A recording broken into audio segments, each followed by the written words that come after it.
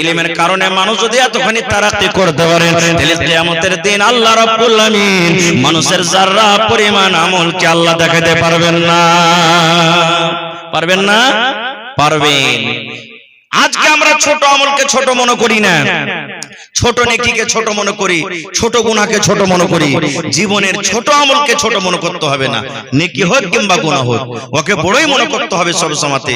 জীবনে নামাজ পড়েন না, রোজা রাখেন না, হজ করেন না, নেকির কোন এমন একটা কাজ করে নিলেন, 1 টাকা ফকিরকে দান করে দিলেন, জীবনে এই কথাটা আপনি দিলে আনবেন না, এই 1 টাকা তার কি হবে রে, না। নামাজ রোজা সবকিছু করছেন, জীবনে কোনো এমন একটা ঘটনা আপনার ঘটে গেল, এমনই একটা গুনাহ করে নিলেন, ওই গুনাহটাকে আপনাকে ছোট মনে করতে হবে না। কে জানি আল্লাহ কখন আপনার উপরে কোন গুনাহতে নারাজ হয়ে যাবে। যেমন এক দুটা উদাহরণ, আল্লাহর নবীর জামানাতে একটা মহিলা নামাজ পড়ে, একটা মহিলা রোজা রাখে, তেলাওয়াত করে, জিকির আজকার করে, সব কিছু করে, সুবহানাল্লাহ। কিন্তু একটা বিলাইয়ের উপরে তার রাগ হয়ে গেল। বিলাইটা হয়তো তরকারি খেয়েছিল কিংবা দুধ খেয়েছিল, বিলাইয়ের উপরে রাগ হয়ে গেল। আল্লাহর নবী বলেছেন, রাগ করে ওই মহিলাটা একটা বিলাইকে জিঞ্জির দিয়ে দড়ি দিয়ে খুঁটের সোজা বেঁধে দিয়েছে, আর ওকে পানি দিল না, খানা দিল না। বিলাই রে, তুই সুখে সুখে তোকে মারবো রে বিলাই, তুই মরে যা, তুই ধরপড় করে মরে যা, তোকে ছেড়ে দেব না, দানা দিব না, পানি দিব না। যেমন বর্তমান যুগে মাছ যদি খেয়ে লাই, ডিম যদি খেয়ে লাই, ভাত খেয়ে লাই, তরকারি খেয়ে লাই, মা খালারা রেগে যায়, হাতে যা থাকলে চালিয়ে দেয়, লাঠি খুঁট বেড়া হাইসা যা তাকে চালিয়ে দেয়। ঠিক নবী বলেছেন, ওই মহিলাটা নামাজ রোজা সবকিছু করে, কিন্তু একটা বাড়িতে বিলাই, ওই বিলাইটা কোনো আকাম করেছিল, বিলাইটা কোনো দোষ করেছিল, ওই বিলাইটাকে একটা জিঞ্জির দিয়ে একটা দড়ি দিয়ে তাকে সুন্দর করে খুঁটিতে বেঁধে রেখেছে, তাকে খানা দিব না, পানি দিব না, শুকিয়ে শুকিয়ে শুকিয়ে তড়পে বিলাই মরে গেল। ওরে সুবহানাল্লাহ। আল্লাহ রাসূল বলেছেন, উম্মত রে, একটা বিলাইকে মেরে দেওয়ার কারণে আল্লাহ রাব্বুল আলামিন তাকে জাহান্নামে ঘোষণা করে দিলেন। জাহান্নামে চলে গেল নামাজ রোজা করা সত্ত্বেও। সামান্য ছোট্ট গুনাহ মনে করেছে একটা বিলাই, বিলাই মারলে ফের কি হয়ে যাবে? বিলাই মারার কারণে ওকে জাহান্নামে ঘোষণা করে দিলেন, জাহান্নামের ভিতরে চলে গেল। এইজন্য কবি বলছেন, कितनी छोटी होने की उसे हल्की ना जान, कितनी छोटी होने की उसे हल्की ना जान, रब के बख्शिश के लिए कोई बहाना चाहिए। জীবনের ছোট আমলকে ছোট মনে করতে হবে না, কে জানে আল্লাহ কোন আমলে কখন কাকে বকশিশ দিবে।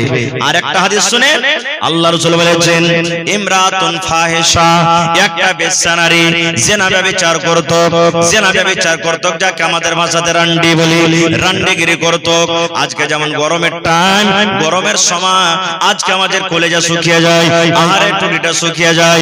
ঠিক নবী বলেছেন, একজন মহিলা জিনা ব্যভিচার করে বেড়ায়। এবার মহিলাটা রাস্তা দিয়ে হেঁটে চলে যায়, রাস্তা দিয়ে হাঁটছে, হাঁটতে হাঁটতে হাঁটতে হাঁটতে সুবহানাল্লাহ, রাস্তাতে একটা ইন্দ্রা দেখতে পেয়েছে, একটা কুয়া দেখতে পেয়েছে। ওই কুয়ার চারিদিকে, কুয়ার পাঞ্জরে পাঞ্জরে একটা কুকুর কিন্তু হেঁটে বেড়ায়। কুকুরকে এত তিরসা লেগেছে, কুকুরটাকে এত পিপাসা লেগেছে, পিপাসার কারণে কুকুর পানি পায় না, যার কারণে কুকুর মাটি চাটছে, মাটি চাটছে, মাটি চেটে চেটে নিজের পিপাসাটাকে ঠান্ডা করছে। একটা কুকুর, কুকুর একটা জানোয়ার, এত তাকে পিপাসা লেগেছে, ইন্দ্রার পাঞ্জরে পাঞ্জরে ঘুরছে, মাটি চাটছে, জিহ্বা বের করে দিয়েছে, বড় বড় শ্বাস উঠে গেছে। এবার মহিলাটা বলছেন, আল্লাহ, জীবনে কত জিনা ব্যভিচার করেছি, কত গুনাহ করেছি, আল্লাহ, আল্লাহ আজকে আমি কুকুরকে পানি পান করাবো, আর পানি পান করিয়ে নিজের গুনাহকে মাফ করব। আল্লাহ রাসূল বলেছেন, কি করলো? দেখছে তো ইন্দ্রাতে পানি তুলতে গেলে ডোলও নাই, রশিও নাই। আপনাকে মসজিদে বলছেন ইন্দ্রাটা এখন আছে কি বন্ধ করে দিয়েছেন? বন্ধ হয়ে গেছে। সুবহানাল্লাহ। জানছেন ইন্দ্রা থেকে পানি তুলতে গেলে রশি ডোলের দরকার আছে, দেখছে তো রশিও নাই, ডোল নেই। হাদিসের কথা, কি দিয়ে পানি তুলবে? আপনারা জানেন এই জিনিসটা, যে ছোট কালে, ছোট বয়সে বা এখনো বাড়িতে মুড়ি ভুজা খেয়েছেন, তো টোনা বানাচ্ছেন না বানাননি? টোনা বুঝেন তো আপনারা? টোনা বানিয়ে ভুজা খেয়েছেন, মুড়ি খেয়েছেন। আল্লাহ রাসূল সাল্লাল্লাহু আলাইহি ওয়াসাল্লাম বলেছেন, সে মহিলা দেখছেন ইন্দ্রা থেকে পানি তুলতে গেলে আমি কুকুরকে যা পানি পান করাবো, এখানে ডোলো নাই, রশিও নেই, আল্লাহ কি দিয়ে পানি তুলবো? দয়ার নবী বলেছেন, তার গায়ে একটা একটা দোপাট্টা ছিল, ওড়নি ছিল, ওড়নিকে ডোল করা হলো, ওড়নিকে রশ্মি করা হলো, টোনার মতন করে সুন্দর করে তাকে ডোল বানিয়ে দেওয়া হলো। এবার রাসূল বলেছেন কোন রকম করে আস্তে আস্তে আস্তে করে ডুবিয়ে ডুবিয়ে ডুবিয়ে ডুবিয়ে ডুবিয়ে কিছু পানি তোলা হলো। এবার যখন টোনা বোঝে পানি এলো, আল্লাহ রাসূল বলেছেন মহিলা ওই জানিয়া ব্যভিচার করে বেড়ায়, জেনা করে বেড়ায় সে মহিলা কুকুরের সামনে একটা এরকম ভাবে লাত দিয়ে কুল্লারি দিয়ে একটা গর্ত করে দেওয়া হলো, আর কুকুরের সামনে পানি খান ঢেলে দেওয়া হলো। এবার কুকুরটা নিজের জিহ্বা দিয়ে চেটে চেটে চেটে চেটে চেটে চেটে পানি পান করলো। এবার যখন কুকুরের পিপাসা বুঝা গেল, কুকুরের মনটা যখন ঠান্ডা হয়ে গেল, আল্লাহ রাব্বুল আলামিন এলান করলেন, ও নবী গো, আমি আল্লাহ রাব্বুল আলামিন তার আমলের পরে খুশি হয়ে গেলাম, রাজি হয়ে গেলাম গো নবীজি। একটা সামান্য কুকুরকে পানি পান করার কারণে আমি আল্লাহ রাব্বুল আলামিন তার জীবনের জেনা ব্যভিচারের গুনাহকে আমি আল্লাহ maaf করে দিলাম। সুবহানাল্লাহ। এবার এখানে একটা পয়েন্টের কথা বলি, কুকুর পাক জানোয়ার না নাপাক? নাপাক। আর বিলাই? বিলাই যদি সালনে মুখ দিয়ে দেয়, ওর ঝুট্টা খাওয়া যায় যাচ্ছে, আপনি খাইতে পারেন। আপনার বাড়িতে একদিকে বিলাই খাইছে এখন থালিতে, এক থালিতে আপনিও খাইছেন, খাইতে পারেন, কোনো গুনাহ নাই, কোনো হরজ নাই। কিন্তু নবী বলেছেন উম্মত রে, কুকুর একটা এত বড় নাপাক জানোয়ার, যদি তোমার তরকারিতে মুখ দিয়ে দেয়, তুমি ওই তরকারিকে ফেলে দাও। তোমার যদি রুটিতে মুখ দিয়ে দেয়, রুটি তুমি ফেলে দাও। তোমার ভাতে মুখ দিয়ে দেয়, ভাত ফেলে দাও। যদি তোমার ডোলে, বদনাতে, গামলাতে, হাঁড়িতে কুকুর মুখ দিয়ে দেয়, ইয়া তো নাপাক জানোয়ার, ওই বারতানটাকে নবী বলেছেন তোমাকে ছাই দিয়ে মানতে হবে, মাটি দিয়ে মানতে হবে, আর 6 বার এমনি এমনি ধুতে হবে, মানে টোটালে তোমাকে 7 বার ধুতে হবে। ইয়া তো বড় নাপাক জানোয়ার, ইয়া তো বড় নাপাক জানোয়ার। সুবহানাল্লাহ। এরকম নাপাক জানোয়ারকে যদি পানি পান করায়, আল্লাহ জীবনের গুনাহ maaf করতে পারেন। তবে আল্লাহর ঘর নির্মাণ করতে বসেছেন, আল্লাহর ঘর বানাইতে বসেছেন, আল্লাহর ঘর বানাইতে গেলে আল্লাহ তাআলা কে গুনাহ maaf করবেন না। করবেন না? করবেন না? জোরে বলেন, করবেন না? করবেন না? সুবহানাল্লাহ। তাহলে জীবনের ছোট আমল মাত্র একটা কুকুরকে পানি পান করা। আপনার বাড়িতে গরু আছে, নিয়াত করেন আল্লাহ আমি সানি পানি দিলাম, আল্লাহ তুমি নেকি দিও, নেকি পাবেন আপনি। বাড়িতে মুরগি মুরগা আছে, দুটা ভাত গালা ছিটিয়ে দিলেন, আপনার ইরাদা আছে ভাত খাইলাম, আল্লাহ তুমি নেকি দিও, নেকি পেলেন আপনি। আপনার বাড়িতে 5টা 6টা ছেলে মেয়ে আছে, আপনি মাদ্রাসা করে খান, স্কুল করে খান, আপনি মজদুরি করে খান, দোকান চালিয়ে খান, ইরাদা আপনি যদি রাখেন আল্লাহ আমি কত কষ্ট করে আর খেলে রুজির ব্যবস্থা করছি, কাপড়ের ব্যবস্থা করছি, আল্লাহ তুমি নেকি দিও, অতি আপনি নেকি পাবেন, অতি নেকি পাবেন আপনি। এইজন্য নিজের জীবনের ছোট আমলকে ছোট মনে করতে হবে না খুব ভাই। আর একটু আগে চলেন, আল্লাহ রাসূল সাল্লাল্লাহু আলাইহি ওয়াসাল্লাম বলেছেন, এ আমার উম্মতের দল তোমরা শুনে নাও, আল্লাহর নবী একদিন বসে আছেন, নবীর পাঞ্জরে নবীর স্ত্রী মা আয়েশা রাদিয়াল্লাহু তাআলা আনহা বসে আছেন। স্বামী স্ত্রীতে গল্প, যেমন দুনিয়াতে আমরা গল্প করি, স্বামী স্ত্রীর গল্প চলছে, নবীজি এক সাইডে বসে আছেন, আল্লাহ নবীর স্ত্রী মা আয়েশা রাদিয়াল্লাহু তাআলা আনহা একদিকে বসে আছেন, গল্প চলছেন। ইতিমধ্যে নবীজির আর একটা স্ত্রী সাফিয়া রাদিয়াল্লাহু তাআলা আনহা নবীর কাছে আসছেন। ওটা তো নবীর স্ত্রী, কোন কথাতে কোন কাজে নবীর কাছে আসছেন। মায়েরা খালারাকে খাস করে বলবো, আপনারাও শুনেন, কথাতে কথাতে মায়েরা খালারা বলে দেয়, যদি কোনো মানুষ কালো হয়, ঝগড়া যদি লেগে যেত বলবে কালনি, কালচি, ঢালা বড়ি, মুনি কোচনি, টেরি যদি হয়তো টেরি, ঘেরি, ঘাটা ঘেরি, কত রকম কথা বলে দেয় না। এই কথাগুলো বলতে হবে না। আল্লাহর নবী বসে আছেন, মা আয়েশা রাদিয়াল্লাহু তাআলা আনহা বসে আছেন, নবীজির আর একটা স্ত্রী নবীর পাঞ্জরে আসছেন। এবার নবীজি কে দেখে মা আয়েশাকে বলছেন, হুজুর, ইশারা করছেন মা আয়েশা, নবীজি হুজুর, মানে দেখেন আপনার স্ত্রী সাফিয়া দেখতে নাটি বাটি আপনার কাছে আসছে, নাটিকে দেখেন আপনার কাছে আসছে। শুধু এই কথাটা বললেন, নাটি কথাটা বলে দিলেন। এ আমার মায়েরা খালারা শুনেন, এ আমার ভাইয়েরা শুনেন, নাটি এবং বাটি কথাটা শোনার পর নবীজি কত রাগলেন, কত রাগলেন। রাগার কারণে নবীজির চোখ দুটো লাল হয়ে গেল, যেমন বেদনার দানা লাল হয়, নবীজির চোখ দুটো লাল হয়ে গেল। এবার লাল হয়ে যাওয়ার পর নবীজি আয়েশাকে বলছেন, আয়েশা রে, যারা নাটা ওরাও আল্লাহর তৈরি রে আয়েশা, যারা পাটা ওরাও আল্লাহর তৈরি, যারা ধলো ওরাও আল্লাহর তৈরি, যারা কালো ওরাও আল্লাহর তৈরি, যারা পাতলা ওরাও আল্লাহর তৈরি, যারা মোটা ওরাও আল্লাহর তৈরি। আয়েশা রে, একটা লোকের নাটা এবং বাটা বলেছো, এই কথাটা এমন খারাপ, এই কথাটা এমন নোংরা, এই কথাটা এমন গন্ধা, এই কথাটাকে ধরে যদি একটা সমুদ্রে ছেড়ে দাও হয়, একটা পুকুরে করে যদি ছেড়ে দেওয়া হয় এই পুকুরে সমস্ত পানি নোংরা হয়ে যাবে, দুর্গন্ধ হয়ে যাবে। দুর্গন্ধর কারণে সেই পুকুরের পানিটা পান করা হবে না। এই নোংরা কথা, এই নাটা কথাটা এত নোংরা, এই পাটা কথাটা এমন খারাপ, এই কথাটাকে ঝরে যদি একটা সমুদ্রে ফেলে দেওয়া হয়, একটা নদীতে যদি ছেড়ে দেওয়া হয়, সমস্ত নদীর পানি ওরে আল্লাহ নোংরা হয়ে যাবে, দুর্গন্ধ হয়ে যাবে। নবীজি বললেন আয়েশা রে, গোটা সমুদ্রের পানি দুর্গন্ধ হয়ে যাবে, পানিটা পান করা যাবে না। এবার আপনি বলেন, সমস্ত পানি যদি নোংরা হয়ে যায় মাত্র একটা শব্দ নাটা এবং বাটা কথা বলাতে, তাহলে রাত দিন যে আমরা একটা গুনার কাম করি, যে গুনাহটাকে আমরা গুনাহ মনে করি না, কি গুনাহ জানেন? হবে ও শালা হজ করে এসছে, লোকের টাকা মেরা মেরা হজ করে এসছে, ওর কি হজ কবুল হবে? ঘোড়ার টিম হজ কবুল হবে। ও তো নামাজ পড়ছে, দাড়ি টাড়ি ঠিকই ঠিয়েছে, কিন্তু শালা ওর ব্যবহার দিল খুব খারাপ। এগুলা মানুষের নামাজ কবুল হবে না। চার দোকানে বসে গেছি, অমুক মৌলবিটা ঠিকই তো আছে, কিন্তু শালা মৌলবিটা এরকম ওরকম। উমুক পড়োশিটা যে আমার আছে না, শালা একবারই খুব খারাপ, একবারই ঘিনঘিনা মানুষ। এই যে রাত দিন এক অপরের যে আমরা গীবত করছি, বলেন এই গুনাহটা কত বড় পাপ, কত বড় পাপ। সামান্য একটা নাঠা পাটা কথাটাই যদি সমুদ্রের পানি যদি দুর্গন্ধ হয়ে যায়, রাত দিন যে আমরা গীবত করি, তাহলে ভাইরে কত বড় পাপ করছি। আর গীবত করা, চুগলখড়ি করা কত বড় পাপ জানে? আল্লাহ রাসূল একদিন রাস্তা দিয়ে হেঁটে চলে যান, নবীজি একটা গাধা কিংবা ঘোড়ার উপরে সওয়ার আছেন, সাথে সাথে সাহাবায়ে কেরামের দল আছে। এবার হাঁটতে আছেন, হঠাৎ করে এমন ভাবে ঘোড়া দিড়কে গেল, গাধা বেদকে গেল। নবীজিকে মনে হয় ঘোড়া এখন ফেলে দেবে, নবীজি পড়ে যাবে। হঠাৎ করে ঘোড়া দিড়কে গেল, নবীজি নামলেন, কেন আমার ঘোড়া দিড়কিল? এরকম তো কোনোদিন হয়নি।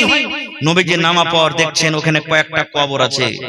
নবীজি সাহাবীদেরকে বলেন, রে আমার সাহাবীর দল, তোমরা কি জানো এই আমার ঘোড়াটা কেনে ধিড়কিল? তোমরা কি জানো? বলছেন না। আমার ঘোড়াটা কেনে ধিড়কিল জানো যে আমাকে ফেলে দিবে? সাহাবীরা বলছেন না। আল্লাহ রাসূল সাল্লাল্লাহু আলাইহি ওয়াসাল্লাম বললেন, সাহাবীরে, এই কবরের ভিতরে আযাব হয়, আর কবরের আযাব মানুষ এবং জিন ছাড়া দুনিয়ার সমস্ত জীব জন্তু জানতে পারে। কবরে যা আযাব হয় শুধু মানুষ এবং জিন জানতে পারে না, বাকি সমস্ত জীব জন্তু জানতে পারে। সাহাবীরা বললেন, ইয়া রাসূলুল্লাহ, কেন মানুষ জানতে পারে না? আল্লাহ রাসূল বললেন, সাহাবীরে, আমি যদি আল্লাহর কাছে দোয়া করি, আল্লাহ কিভাবে কবরটাতে আযাব হয় তুমি আর আগে শুনিয়ে দাও। আমার দোয়া আল্লাহ হয়তো কবুল করে তোমাকে শুনিয়ে দিবে, কিন্তু সাহাবীরে, আমার ডর হয়, আমার ভয় হয় যে তোমরা আযাবটা শোনা পর ডরে ভয়ের কারণে তোমরা কবরে মানুষকে দফন করবে না, এই জন্য আমি তোমাকে শোনাবো না। এবার সাহাবীরা বলছেন, হুজুর, কোন পাপের কারণে, গুনার কারণে তাকে কবরের ভিতর আযাব একটু বলেন তো। আল্লাহ রাসূল সাল্লাল্লাহু আলাইহি ওয়াসাল্লাম বললেন, সাহাবীরে, এই পাপ দুটো হলো বড়, গুনাহ দুটো হলো বড়। পাপ দুটো হলো বড়, কিন্তু গুনাহ থেকে বাঁচাটা সহজ, গুনাহ থেকে বাঁচাটা আসান। ইচ্ছা করতে গেলে গুনাহ থেকে বাঁচতে পারতো, কিন্তু না বাঁচার কারণে এই যে দুনিয়া এত যেটা পাপ করেছে, গুনাহ করেছে, এই পাপের কারণে দুজনকে কবরের ভিতরে আযাব হয়।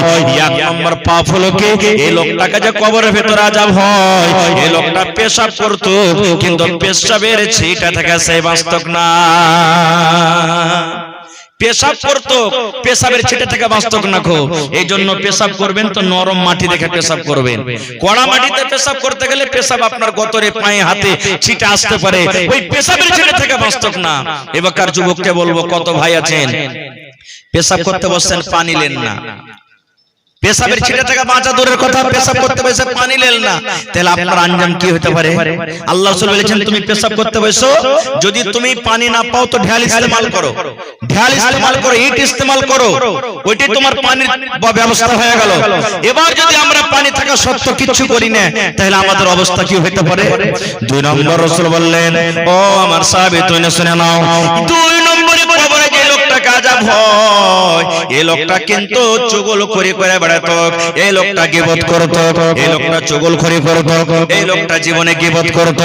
গীবত করার কারণে এই লোকটাকে আল্লাহ রাব্বুল আলামিন কবরের ভিতরে শাস্তি দেন। নারে তাকবীর।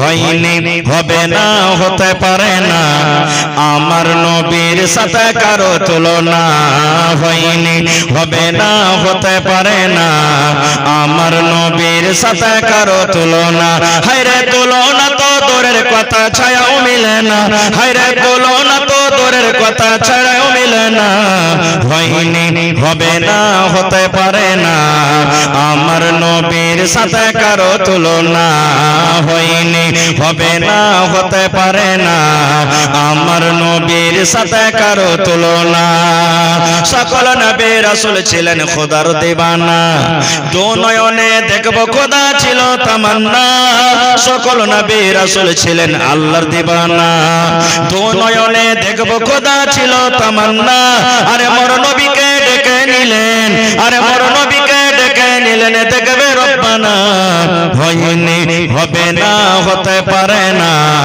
আমার নবীর সাথে কারো তুলনা হয়নি হবে না হতে পারে না আমার নবীর সাথে কারো তুলনা হায়রে তুলনা তো দূরের কথা ছায়াও মিলে না হয়নি হবে না হতে পারে না আমার নবীর সাথে কারো তুলনা ইউসুফকে দেখে যারা আঙ্গুল কেটেছে তারা কে আমার নবীর রূপ দেখেছে ইউসুফকে দেখে যারা আঙ্গুল কেটেছে তারা কে আমার নবীর রূপ দেখেছে আরে দেখতো যদি কেটে দিত আরে দেখতো যদি কেটে দিত কলিজা খানা হয়নি হবে না হতে পারে না আমার নবীর সাথে কারো তুলনা হয়নি হবে না হতে পারে না আমার নবীর সাথে কারো তুলনা যার শানে আল্লাহ তাআলা করলেন ঘোষণা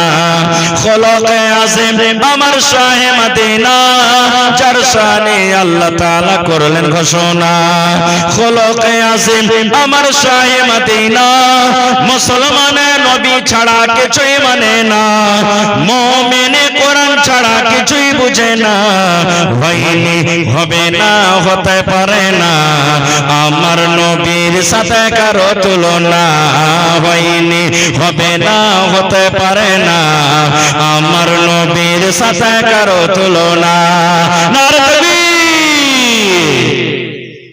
আর একটা গাছের কথা বলি একটাই গাছ মাত্র আব্দুল মালিক মুজাহিদ একটা কিতাব আছে সুনহেরি কিরনি কিতাবের ভিতরে একটা ঘটনা নকল করছেন যে একটা ধনী লোকের একটা খাজুরের বাগান ছিল আর একটা ইয়াতিম বাচ্চার খাজুরের বাগান ছিল একটাই মাত্র গাছ সুবহানাল্লাহ এবার ইয়াতিম ছেলেটা মনে মনে ভাবার চিন্তা করলো আল্লাহ আমারও খাজুরের বাগান আছে আর এই ধনী লোকটারও খাজুরের বাগান আছে তো হয়তো বাতাস যখন চলবে ওর খাজুর কিছু আমার ভিতরে আসবে আমার খাজুর ওর ভিতরে চলে যাবে তো হয়তো আল্লাহ কম বেশি হয়ে যাবে কিয়ামতের দিন আমি ধরা পড়ে যাব না আমি একটা আইল দিয়ে দেব একটা বাউন্ডারি করে দেব একটা আমি আইল দিয়ে দেব বাউন্ডারি করে দেব এবার বাউন্ডারি করতে শুরু করলো আইল দিতে শুরু করলো বাউন্ডারি করতে করতে এবার দেখছে আইলের সামনে ধনী লোকের একটাই মাত্র খাজুরের বাগান কিন্তু পড়ে গেল একটা খাজুরের গাছ কিন্তু পড়ে গেল ইয়াতিম ছেলেটা ধনী লোকটাকে যা বলছে ভাই রে আমার বাউন্ডারির সামনে চাহার দেওয়ারের সামনে একটা তোমার গাছ পড়ে গেছে এই গাছগুলা তুমি আমাকে দিয়ে দিবে খুব ভালো হতো ভাই টাকা দিয়ে দাও কিনে দিয়ে দাও যা কিছু করে তুমি দিবে ভাই তুমি আমাকে দিয়ে দাও আল্লাহ তোমার ভালাই করবে ধনী লোকটা বলছেন না আমি গাছ দান করতে পারবো না গো গাছ আমি দিতে পারবো না গো এবার নবীর দরবারে সেই সাহাবী চলে গেলেন ইয়াতিম বাচ্চা চলে গেলেন নবীজির পঞ্জরে আপনারা যেমন জালসাতে আজকে বসে আছেন সাহাবায়ে কেরাম নবীর মজলিসে বসে আছেন এবার সেই ইয়াতিম বাচ্চাটা যা বলছেন নবীজি ওই ধনী লোকটাকে আপনি একটু বুঝান আমার আইলের সামনে একটা ওর গাছ পড়ে গেছে যদি গাছটা আমাকে দিয়ে দিত তো খুব ভালো হতো নবীজি বললেন ডাকো তাকে ডাকা হলো এবার নবীজি বলছেন বাবা রে এই গাছটা তুমি ইয়াতিম বাচ্চাটাকে দিয়ে দাও বলছে না নবীজি আমি দিব না নবীজি বলছেন কিনে দিয়ে দাও বলছে না আমি দিব না খো এবার নবীজি কি অফার দিয়েছেন জানেন রে আল্লাহর বান্দা যদি তুমি তোমার খাজুরের একটা গাছ মাত্র সামান্য একটা খাজুরের গাছ যদি ইয়াতিম বাচ্চাটাকে তুমি দিয়ে দাও এই গরিব বাচ্চাটাকে তুমি দিয়ে দাও আমি নবী গ্যারান্টার হয়ে গেলাম আল্লাহ রাব্বুল আলামিন জান্নাতের ভিতরে একটা খাজুরের গাছের বিনিময়ে বদলাতে আল্লাহ তোমাকে জান্নাতের ভিতরে একটা গাছ দান করবে। নবী এলান করলেন, আল্লাহর বান্দা, ইয়াতিম বাচ্চাটা তুমি গাছটা দিয়ে দাও, তার বিনিময়ে আল্লাহ কোথায় গাছ দান করবেন? জোরে বলেন। জান্নাতের ভিতরে গাছ দান করবেন। এবার ধনী লোকটা বলছেন, না আমি তাও দিতে পারবো না। ওরে আল্লাহ, সাহাবায়ে কেরাম যারা বসেছিলেন, সাহাবীদের মধ্যে একজন সাহাবী যার নাম হলো আবু তাহতা রাদিয়াল্লাহু তাআলা আনহু, ওর রুহা কিন্তু খাড়া হয়ে গেল। কেমন এটা মোটা হিসা মানুষ জি আর কপাল পোড়া জি, সামান্য একটা খাজুরের গাছ ছেলেটাকে যদি দিয়ে দেয় আল্লাহ তাআলা ওর বদলাতে জান্নাতে একটা গাছ দান করবেন। এত বড় অফার পাওয়া সত্ত্বেও ও বলছে যে না দেব না। এবার আবু তাহতা সাহাবী দাঁড় হয়ে গেলেন। দাঁড় হয়ে যাওয়ার পর নবীকে বললেন, আল্লাহ রাসূল গো, আমি আবু তাহতা বলি। বলছে, নবী গো, এই ইয়াতিম ছেলেটাকে যদি ওই লোকের কাছ থেকে আমি গাছ কিনে দিতে পারি, নবী গো, যত টাকা লাগবে, যে কিমত আমাকে আদা করতে হবে, যত সোনা লাগুক, যত চাঁদি লাগুক, যত জমিন লাগুক, যত কিছু লাগুক না নবী যায়, নবী গো, আমি যদি ওই ইয়াতিম বাচ্চাটাকে তার কাছ থেকে গাছটা আমি খরিদ করে দেওয়াইতে পারি, তাইলে আমার জন্য আল্লাহ রাব্বুল আলামিন জান্নাতে এখন গাছ দিবেন কে দিবেন না বলেন? নবীজি, যদি আমি ধনী লোকটার কাছ থেকে যদি গাছটা কিনে করে ইয়াতিম বাচ্চাটাকে দেওয়াইতে পারি, আল্লাহ আমাকে জান্নাতে গাছ দিবে না? বলছে, হ্যাঁ তুমি পাইবে। যেমনই কথাটা বলা, বলছে, নবীজি আমি বাড়ি থেকে আসছি। এ আমার মায়েরা খালারা ভালো করে শুনেন। এবার সেই সাহাবী আবু দারদা রাদিয়াল্লাহু তাআলা আনহু দৌড়াতে দৌড়াতে বাড়িতে চলে গেলেন। বাড়িতে যাওয়ার পর এবারে বিবিকে ডাকতে বলছেন, ও আমার ভালোবাসা বিবি, আমার কেওলা খান কই রে বিবি? কিসের কেওলা? ওই আবু দারদা সাহাবীর একটা খাজুরের বাগান ছিল। কত বড় গাছ, কত বড় বাগান ছিল, কত খাজুর ছিল। আব্দুল মালিক মুজাহিদ বলেন, সেই একটা খাজুরের বাগান যাতে 700 খাজুরের গাছ ছিল। 700 খাজুরের গাছ বাগানে। এবার বলছেন বিবিকে, বিবি রে কেওলা খানটা দাও। কেওলা খানটা নিয়ে নিলেন। বিবি বলছেন, স্বামী গো, কেওলা কি করবেন? বলতে দরকার আছে। এবার কেওলা খানটা নিয়ে দৌড়াতে দৌড়াতে দৌড়াতে আল্লাহর নবীর মজলিসে চলে গেলেন। মজলিসে যাওয়ার পর এবার বলছে, আল্লাহর বান্দা রে, তুমি তোমার একটা খাজুরের গাছ ইয়াতিম বাচ্চাটাকে দিয়ে দাও। একটা মাত্র খাজুরের গাছ তুমি ইয়াতিম বাচ্চাটাকে দিয়ে দাও।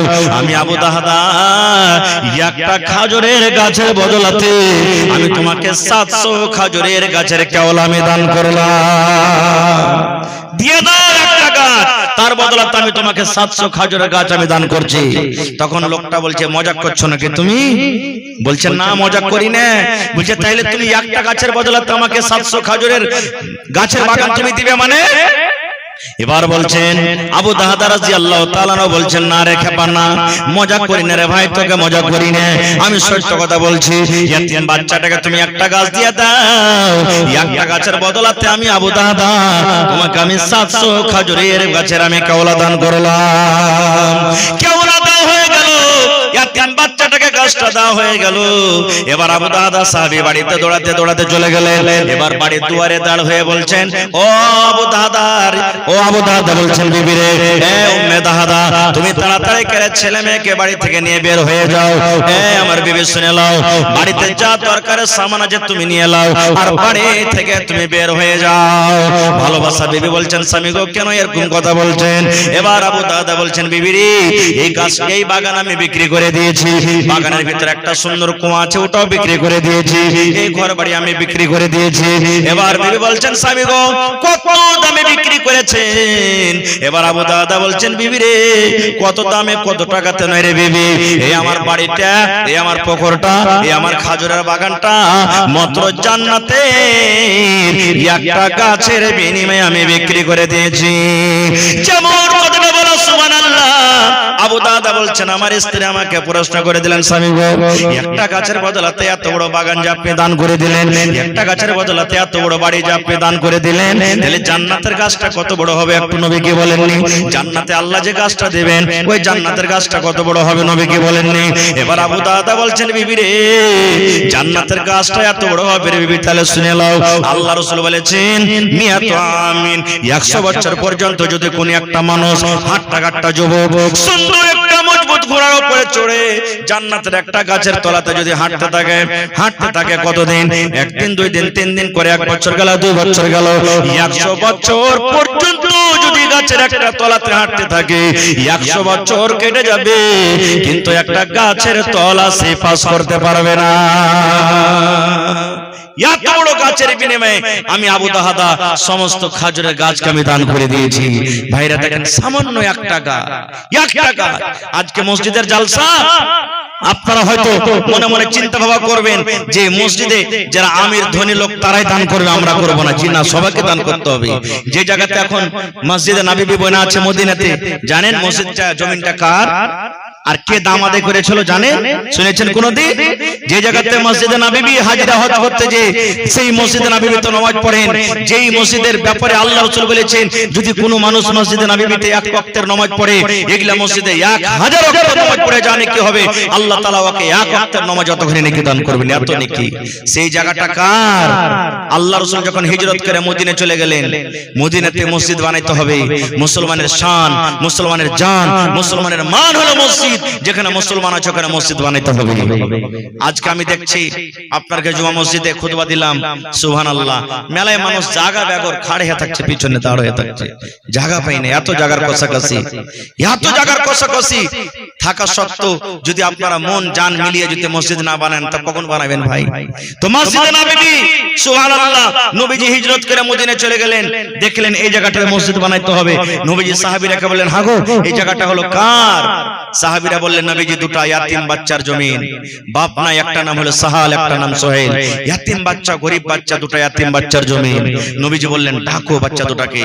এবার নবীর কথা শুনে বাঘের মতন লাভ কেটে বাচ্চা দুটো হাজির। আল্লাহ রাসূল সাল্লাল্লাহু আলাইহি ওয়াসাল্লাম তখন বললেন, ও সাহাল সোহেল বাবারে, এই জমিনটা তোমরা বিক্রি করে দাও, এই জমিনটাকে তোমরা বিক্রি করবে না। এবার তারা দুইজন ভাই বলছেন, নবী গো, কেন আমরা বিক্রি করব? আমাদের দরকার নাই। মসজিদ নিয়ে কি করবেন? জায়গাটা নিয়ে কি করবেন? আল্লাহ রাসূল বললেন, সাহাল সোহেল রে, এই জায়গাটা তোমরা বিক্রি করে দাও, এই জায়গাটা তোমরা দিয়ে দাও। বিক্রি করতে গেলে এই জায়গাতে আল্লাহর ঘর বনবে, এই জায়গাতে মসজিদ বনবে, এই জায়গাতে আল্লাহর ঘর বনবে।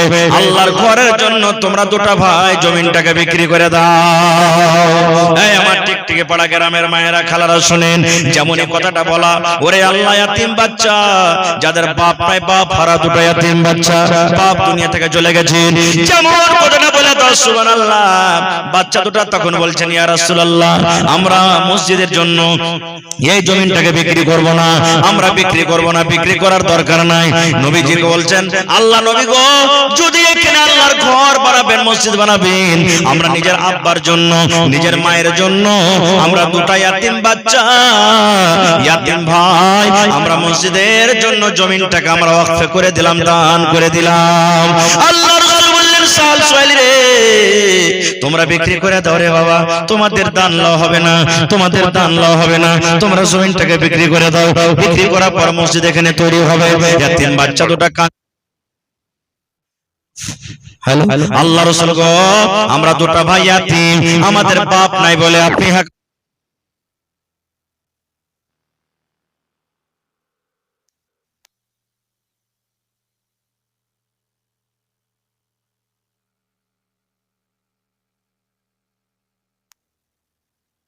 बार बार बंद करते हैं, चालू करते हैं। हेलो, এবার ইয়াতিম বাচ্চা দুটো বলছেন, আল্লাহ রাসূল গো, এই জায়গাটা আমরা ওয়াকফ করে দিলাম, দান করে দিলাম, আপনাকে টাকা লাগবে না, পয়সা লাগবে না। আল্লাহ রাসূল বললেন, বাবারে, তোমরা দুটো ভাই ইয়াতিম, তোমাদের বাপ নাই, তোমরা জমিনটাকে বিক্রি করে দাও, যা টাকা লাগবে তোমাকে দাও হবে। এবার ইয়াতিম বাচ্চা দুটো কাঞ্চার বলছেন, ইয়া রাসূলুল্লাহ, আমাদের বাপ নাই বলে আপনি আমাদের দানটাকে হাকারত করেছেন, বাপ নাই বলে আমাদের জমিনটাকে আপনি নেবেন না, ছোট বাচ্চা বলে আপনি হাকারত করেছেন। আল্লাহ রাসূল বললেন, সাহাল সোহেল রে, তোমাদের বাপ নাই বলে তোমাদের দানটাকে নেব না, হাকারত করবে, এরকম কোনো কথা নাই রে বাবা। তোমরা যদি আজকে দান করে দাও, পরে কার লোকেরা আমার পরে ইলজাম লাগাবে, আমার পরে দাগ লাগাবে। দেখো তোমাদের নবী কেমন রে, দুটো ইয়াতিম বাচ্চার কাছ থেকে কেড়ে জমিনে মসজিদ তৈরি করেছে, এই কথা যেন লোকেরা আমাকে না বলে, এজন্য তোমরা বিক্রি করো। এবার নবীজি আবু বকরকে বললেন, আবু বকর রাদিয়াল্লাহু তাআলা আনহু বললেন, আবু বকর মদিনার গলিতে পাতা করো যে জমিনের কি রেট আছে, কি দাম আছে, আর দাম জুড়ে এই জায়গাটার যত টাকা হবে এই ইয়াতিম বাচ্চা দুটাকে তুমি দিয়ে দাও। একাই মসজিদে নববীর জমিন কিনে মসজিদ বানালছেন। মসজিদে জমিন দান করেছেন কে? হযরত আবু বকর রাদিয়াল্লাহু তাআলা আনহু। ওরে সুবহানাল্লাহ, যে আবু বকর আল্লাহুস সামাদ, যে আবু বকরের ব্যাপারে বলা হয়েছে হযরত উমর রাদিয়াল্লাহু তাআলা একদিন আরজু করে বলছেন, আল্লাহ যদি আবু বকরের একটা রাতের নেকি যদি আমাকে দিয়ে দিতে আর আমার জীবনের সমস্ত নেকি যদি আবু বকর নিয়ে নিত, আল্লাহ আমি খুশি হয়ে যেতাম। জীবনের মাত্র একটা রাতের নেকি আবু বকরের, আর আমি উমর আমার জীবনের সমস্ত নেকি যদি আবু বকর কামে দিয়ে দিতাম তাহলে আমি খুশি হইতাম। কেমন কথা! একটা রাতের দাম কত? একটুখানি একটা ঘটনা শুনেন। আপনারা জানেন নবীকে মারার জন্য মক্কার বেঈমান শয়তানেরা নবীর ঘর বাড়ি ঘেরাও করেছিলেন। এবার নবীজি হযরত আবু বকরকে সাথে নিয়ে আল্লাহর আদেশে হিজরত করে মদিনার দিকে রওনা হয়ে গেলেন। সকাল হলো, এবার একটা গর্ততে ঢুকবেন। রাস্তাতে একটা গর্ত পেয়ে গেল, খাল পেয়ে গেল, যে খালের নাম, গর্ত নাম হলো কি? গারে সওর। গারে সওর। ওই গর্ততে লুকিয়ে যাবেন যেন কোনো মানুষ দেখতে না পায়। নবীজি ঢুকবেন, হযরত আবু বকর হাত খান ধরে বলছেন, আল্লাহ রাসূল আপনি পরে ঢুকেন, আমি আবু বকর আমি আগে যাই, আমার কিছু হতে গেলে আমার হবে, আপনি যেন ভালোভাবে থাকেন, আমি ঢুকছি। আবু বকর ঢুকে গেলেন। ঢুকে যাওয়ার পর খালটাকে সুন্দর করে সাফ করলেন, আর খালের ভিতরে ছোট ছোট আরো ছোট মোটো খাল আছে, কাপড় ছেড়ে বন্ধ করে দিলেন। কিন্তু ওরে সুবহানাল্লাহ, একটা খালকে বন্ধ করার জন্য কিন্তু আর কিছু পেলেন না, একটাই মাত্র খাল উদাম হয়ে থেকে গেল। এবার নবীজি আবু বকর নবীজিকে ডাকতে বলছেন, ইয়া রাসূলুল্লাহ ভিতরে এসেন। এবার নবীজি সারা রাত জেগে আছেন, ঘুম আসেননি নবীকে। এবার নবীজি ঘুমাবেন। হযরত আবু বকর রাদিয়াল্লাহু তাআলা আনহু এবার ওই যে খালটাতে কোনো কাপড় জোটেনি, এরকম ভাবে বন্ধ করার জন্য কোনো সাপ পোকা যেন না ওঠে, নবীকে কষ্ট দেয়, পা দিয়ে ঢেকে দিলেন। আর নবীজি নিজের মাথাটাকে হযরত আবু বকর রাদিয়াল্লাহু তাআলা আনহু রানের উপরে বালিশের মতন করে মাথায় দিয়ে দিলেন। কিন্তু খালের ভিতরে একটা ছিল সাপ। ওরে সুবহানাল্লাহ, সাপটা বের হওয়ার জন্য ওই খাল দিয়ে উঠবা বলে যায়, ওই খালের মুখ বন্ধ, ওই খাল উঠবা বলে যায়, ওই খালের মুখ বন্ধ, ওই খাল উঠবা বলে যায়, ওই খালের মুখ বন্ধ। যেদিকে যায় সমস্ত খালের কিন্তু ঝাপা হয়েছে, মুখ বন্ধ হয়েছে। এরকম করতে করতে যেই খালটাতে হযরত আবু বকর রাদিয়াল্লাহু তাআলা আনহু পা দিয়েছেন, ওই খালের কাছে যখন এসেছে, এখানে পা দেওয়া আছে, সাপ রাগ করে এমন জোর করে একটা কামড় দিয়ে দিলেন হযরত আবু বকর রাদিয়াল্লাহু তাআলা আনহুর পায়ে। সাথে সাথে হযরত আবু বকর রাদিয়াল্লাহু তাআলা আনহু পিছে কাতর হয়ে গেলেন। আস্তে আস্তে আস্তে আস্তে বেড গোটা গায়ে গোটা গোতরে এবার চড়ে গেল। এবার হযরত আবু বকর কাঁদতে লাগলেন, কষ্ট আর সহ্য হয় না। এবার নবীজি আমার ঘুমাচ্ছেন, এবার নবীজিকে কষ্ট যেন না হয়, কাঁদতে কাঁদতে এমন ভাবে পিছে কাতর হয়ে গেলেন। ওরে সুবহানাল্লাহ, হযরত আবু বকর রাদিয়াল্লাহু তাআলা আনহু চোখের একটা পানি হযরত নবী সাল্লাল্লাহু আলাইহি ওয়াসাল্লামের চেহারায় মোবারকে কিন্তু পড়ে গেল। মুখের পরে যেমন একটা পানি পড়ে যাওয়া, নবীজি চট করে জেগে গেলেন। জেগে যাওয়ার পর হযরত আবু বকরকে বলছেন, আবু বকর বাড়ি ঘর ছেলে মেয়ে বলে মনে হয়েছে নাকি যে তুমি কাঁদছো? হযরত আবু বকর বললেন, ইয়া রাসূলুল্লাহ বাড়ি ঘর ছেলে মেয়ে বলে কিছু মনে হয়নি গো নবীজি, আমার কোনো মনে হয়নি, তবে কেন কাঁদো? এবার হযরত আবু বকর বললেন, আল্লাহ রাসূল গো, এই যে দেখেন একটা সাপ গো নবীজি, এই সাপটাতে এমন করে আমাকে পায়ে কামড় দিয়েছে। কামড়ের মুখ থেকে থুতু করলেন, আর থুতু নিয়ে ওই কামড় দেওয়া জায়গাখানে যেমনই লাগিয়ে দিলেন, সাথে সাথে বিষ ভালো হয়ে গেল। হযরত আবু বকর রাদিয়াল্লাহু তাআলা আনহুর আমলখানা দেখে আল্লাহুস সামাদ হযরত উমর রাদিয়াল্লাহু তাআলা আনহু আরজু করেছিলেন, হে আল্লাহ যদি আমার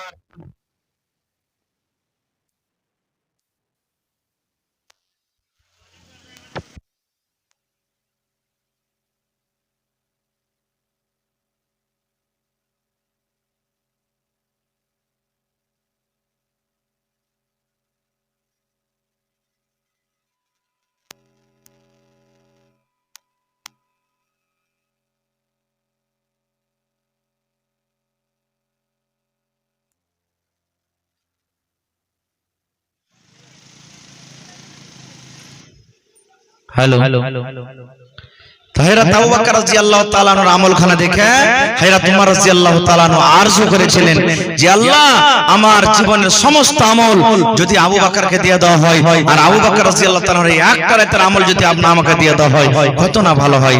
ভাইরে ওয়াজ নসিহত সারা জীবন শুনছেন, শুনতে থাকবেন, শুনতে হবে। তাহলে এদিকে শেষের দিকে দেখি আজকে সাহাল সোহেল কে হবে। দেখি কোন আল্লাহর বান্দা আছেন মসজিদের জন্য এক কাঠা 1 ডিসমিল জমিন দান করতে পারবেন। এই আপনাদের পাশে মানসাহি মিরকাহা একটা গ্রামের নাম, এই পাঞ্জরে আছে। একটা জমির আবদার করলাম, নামটা বলছি, একটা লোক এসে বলছেন মৌলানা আমি 1 কাঠা জমিন আমার ডিহির জমিন কেটে আমি দান করে দিলাম। সুবহানাল্লাহ। আজকে দেখি हेलो काहे बंद करते हैं, बॉक्स बजाइए ना। हेलो এরকম করে জালসা হয়। हेलो आज के साहल सोहेल हेलो हेलो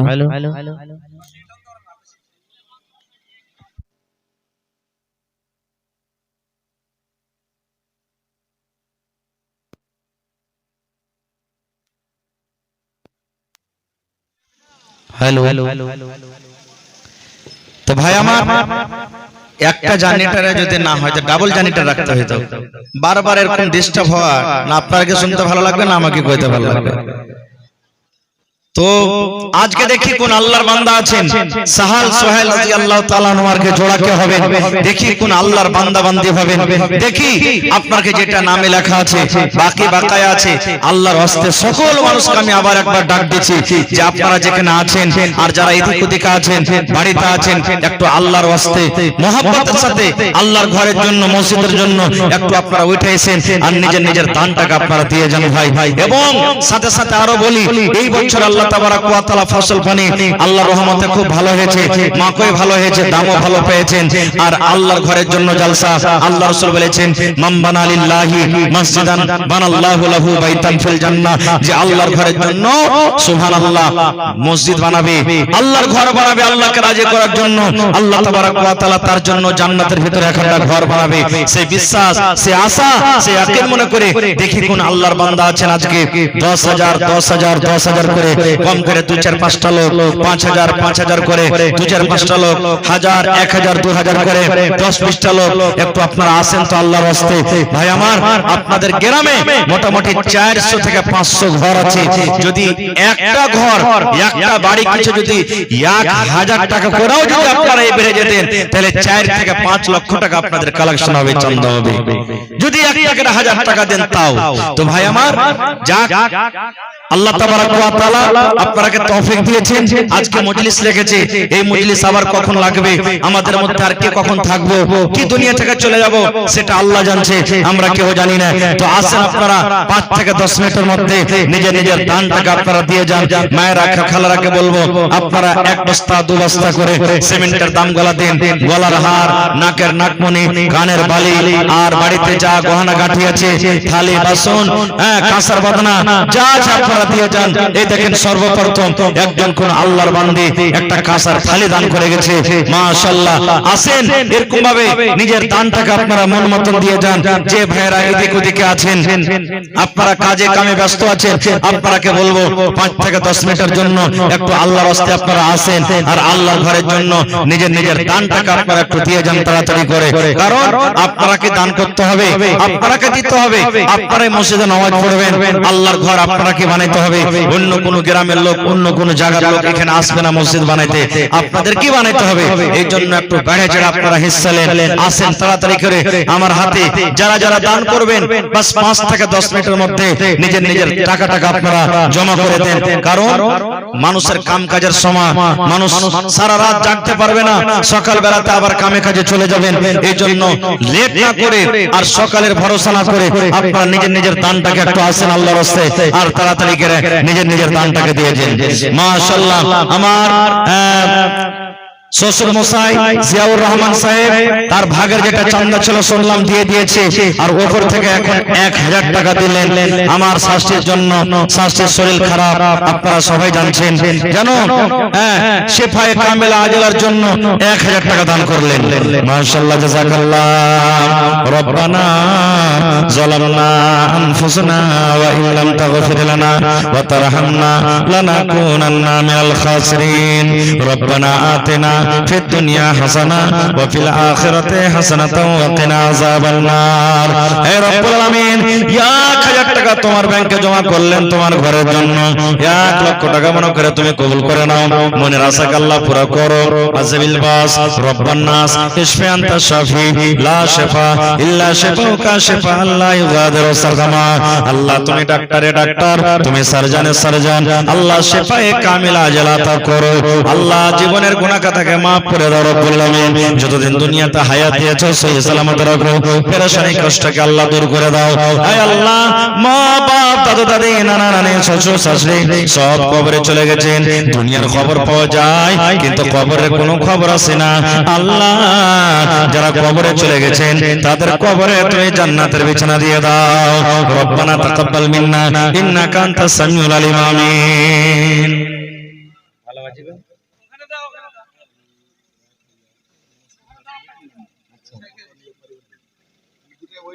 আচ্ছা আচ্ছা, বেটিটা বেঁচে আছে।